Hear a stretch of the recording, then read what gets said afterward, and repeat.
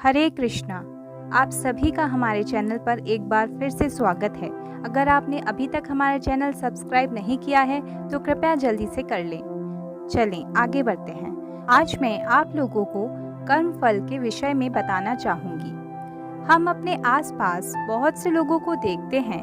कोई हमें बहुत सुखी प्रतीत होता है तो कोई अत्यंत दुखी दिखाई पड़ता है। परंतु क्या आपने कभी विचार किया है कि ऐसा क्यों होता है?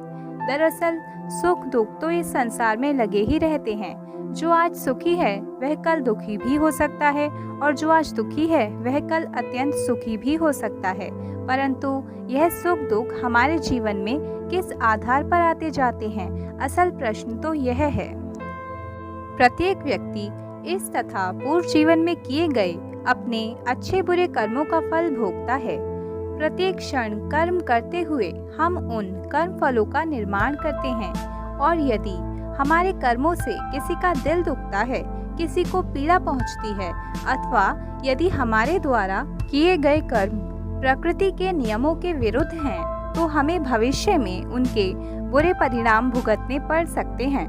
परंतु यदि कोई व्यक्ति सुधरना चाहे, यदि वह स्वयं के द्वारा किए गए अपराधों को अपराध के रूप में देखना आरंभ करे और भविष्य में दोबारा वही गलतियां ना करने का पूरा प्रयास करे, तो वह अपने भविष्य को बेहतर बना सकता है। इसके साथ ही प्रभु हमें एक सुनहरा अवसर और देते हैं अपने कष्टों को दूर करने का। हम अपने कर्मों को भक्ति द्वारा बदल सकते हैं।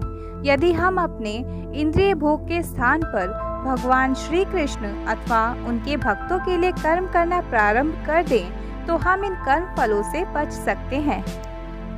ऐसा इसलिए क्योंकि भगवान श्री कृष्ण अथवा उनके भक्तों के लिए किए गए कर्मों के परिणाम नहीं होते और भगवान श्री कृष्ण ऐसे कार्यों से अत्यंत प्रसन्न होते हैं।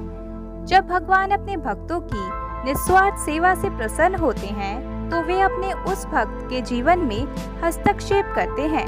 कई बार भगवान अपने भक्त के सारे कर्मफलों को नष्ट कर देते हैं या फिर वे अपने भक्त के आंशिक कर्मफलों को नष्ट करते हैं।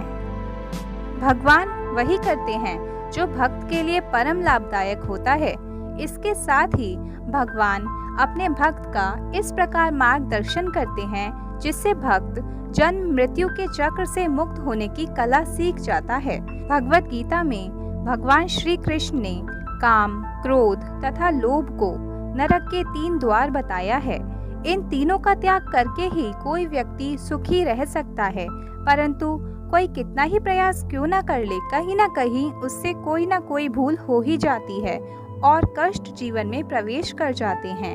इसीलिए यदि हम अपने जीवन के कष्टों से स्थायी रूप से मुक्ति पाना चाहते हैं, यदि हम चाहते हैं कि हमारे कर्म फल नष्ट हो जाएं, तो हमें भगवान के सच्चे भक्तों के मार्गदर्शन में अपने जीवन की बागडोर भगवान को सौंपनी होगी। विश्वास कीजिए, इसी में हम सभी का परम कल्याण है। धन्यवाद। जय श्री कृष्णा।